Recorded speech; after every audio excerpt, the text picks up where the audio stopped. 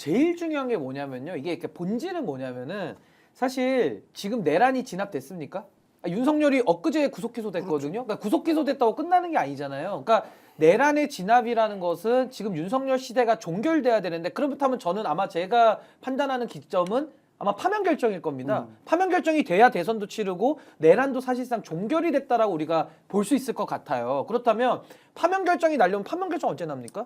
지금 뭐 보면은 2월 달 쭉 재판하고 탄핵 심판 아마 3월 초 정도 돼야 지금 난다는 거거든요. 그러면 예. 3월 초까지 지금 이제 설인데 앞으로 한 40일 정도는요. 여전히 내란을 진압해야 되는 과정이에요. 그럼 내란 진압이 뭐냐면요. 민주당을 중심으로 하고요. 저처럼 중도에 있고 소속이 없는 사람들도 대선에 디귿도 생각 안 합니다. 지금도 하루 종일 윤석열이 구속이 안 되면은 막 소화가 안 돼요. 그 윤석열 구속 기소된 날 제가 소화가 됐거든요. 예. 그래서 지금 국민들은 내란이 진압되느냐 안 되느냐, 대한민국의 서부지법이 두드려 맞고 있는데 저런 난동이 또 발생하느냐 안 하느냐 이런 위협에 지금 우리가 현재 있는 거거든요. 그 위기감을 느낍니다. 근데 여기서 대선 운운하는 자들은요. 윤석열을 만드는 데 기여했거나 윤석열과 함께 정권을 만들겠다는 사람들이에요. 그러니까 그 사람들은 반 이재명 명소를 지금부터 모아가지고 그냥 조기 대선 된다는 전제 위에 뭐 입으로야 윤 대통령 복귀를 원한다고 뻥은 치지만 속으로는 다 지금 제밥에 관심 갖고 대선 모드로 가는 거거든요. 그러니까 일부 여론조사와 일부 언론과 일부 정치인들이 원팀으로 지금 움직이면서 대선의 붐을 일으키고 있습니다. 그럼 저는 여기서 제가 드리고 싶은 말씀은 3월 초에 파면이 나오면요. 그때부터는 민주당이 놀고 있겠습니까? 무조건 대선인 거예요. 내란이 진압됐기 때문에. 그러면 그때부터는 이재명 대표의 경쟁력을 중심으로 이제는 확장이 일어나겠죠. 그러면서 대선 모드로 5대5로 붙을 건데 저는 그 5대5로 붙을 때 결국 캐스팅 보터는 중도가 집니다. 근데 그 중도들은 아까 제가 말씀드린 대로 내란 때 그대가 어디 서 있었냐 이걸 가지고 국민들은 판단하거든요. 그럼 거기서는 중도들은 아마 8대2 내지는 7대3으로 갈릴 거예요. 그럼 그 표심이 어마어마하다는 거고 또 하나는요. 하나 착각이 뭐냐면 제가 이거는 예언합니다. 예언하는데 보수는 단일 대우로 대선 못 치릅니다. 네. 절대 못 치릅니다. 왜냐면요.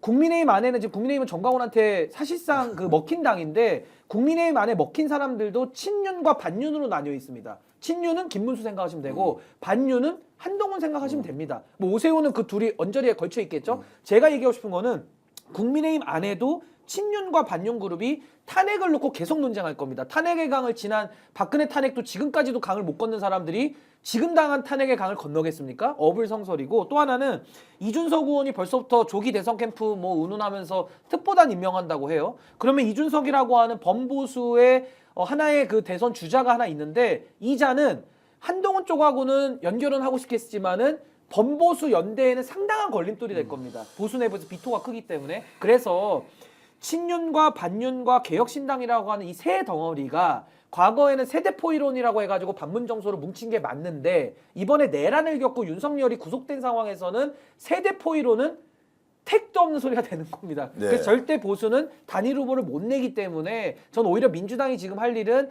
조금 더 내란 진압에 더 올인을 하고 내란이 진압된 이후부터는 확실히 저는 보수 확장을 저는 민주당이 했으면 좋겠다. 중도 확장이 아니라 보수 확장 전략을 쓰면 전 이번 대선에서는 민주당이 크게 저는 정권 교체하는 데 무리가 없을 것이다. 신인규 변호사님이 워낙 논리적으로 말씀을 잘하시니까 소영민님께서는 신인규는 사이다다 이렇게 해주셨고요. 그리고 아무리 떠들어봐도 이 찍들은 이번에 끝이다. 뭐 이런 말씀 아직 상황 모르고 하는 소리냐 이렇게 지금 의미 해석을 제가 두목님께서 주신 걸 했는데요. 자. 그럼에도 저희들이 좀 이제 따져봐야 할 것이 국민의힘에서 후보를 단일 후보가 나온다는 전제로 이거는 이제 정말로 여러분 가정입니다. 최약체 후보는 어떤 사람일 것이며 오히려 최강 후보는 어떤 유형의 인물일 것이냐.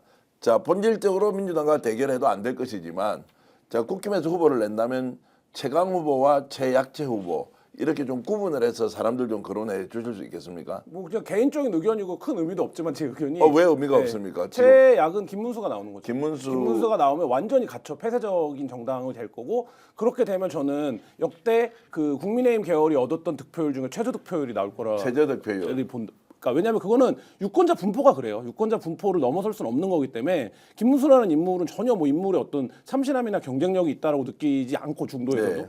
최악인 그거고 최강은 저는 그냥 꼽자면 유승민, 그러니까 예를 들면 반면 구도를 넘어설 수 있는 인물이 나오면 최강이죠. 그러니까 예를 들면 윤석열과 이재명을 같은 급으로 레이어로 맞추고 나는 그걸 넘어가겠다라는 후보가 나오면 최강인데, 그리고 이제 그게 동시에 중도의 호소력이 있고, 그렇게 따지면 저는 유승민 후보가 나오는 게 뭐 나올 수 있을지 불가능해 보이지만. 예. 자, 어쨌든 현실적 가능성은 어떻게 보면 최약체 최강 후보 이제 이야기를 하셨는데 신 변호사는 어떻게 보십니까? 근데 저는 보수 분열을 확신하고 있는 사람이기 확신이에요? 때문에 저는 확신합니다. 마지막에 하나로 못 합칩니다. 합치면 지지층이 분열됩니다.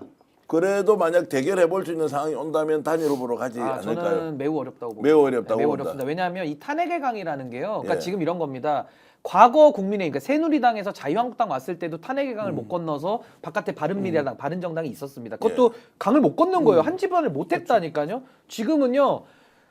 소위 말해서 나가서 창당해서 뭔가 정치 세력을 할 자신감은 없고, 그러니까 국민의힘이라는 플랫폼은 필요하고, 근데 플랫폼은 필요한데 지금 이 플랫폼을 장악한 세력이 누구냐? 자유한국당 그 시절에 네. 전광훈, 그리고 네. 이제 그게 자유통일당으로 밖에 나갔다가 다시 당을 돌아서 먹은 거예요. 그러니까 과거 자유한국당 세력보다 조금 더 질 떨어지고 더 저질스러운 사람들이 지금 당의 주류가 되니까 윤상현이 어디 가서 인사합니까? 정광훈한테 가서 인사를 하고 오잖아요. 이게 현실인 거예요. 그러면 제가 볼 때는 이 국민의힘 플랫폼 안에서 대선을 치르면요.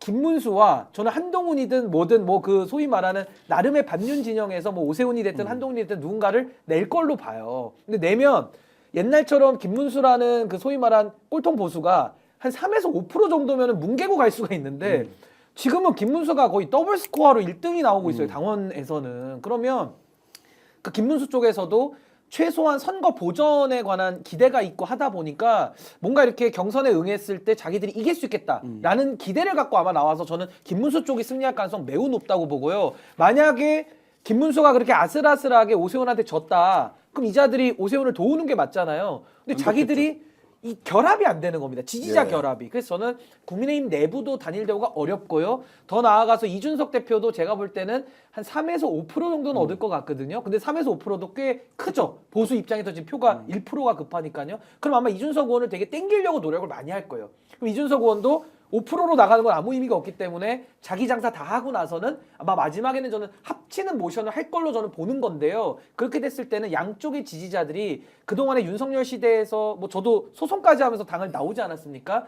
워낙 과거에 앙금들이 많이 쌓여가지고 지금에 와서 권력만을 놓고 손잡겠다? 이게 반명으로 뭉치자 가지고 정당화가 안 되는 수준이기 때문에 저는 지지층 결집과 하나로 녹여내기가 너무 어려운 상황이 이미 되버렸다. 구조적으로 어렵다는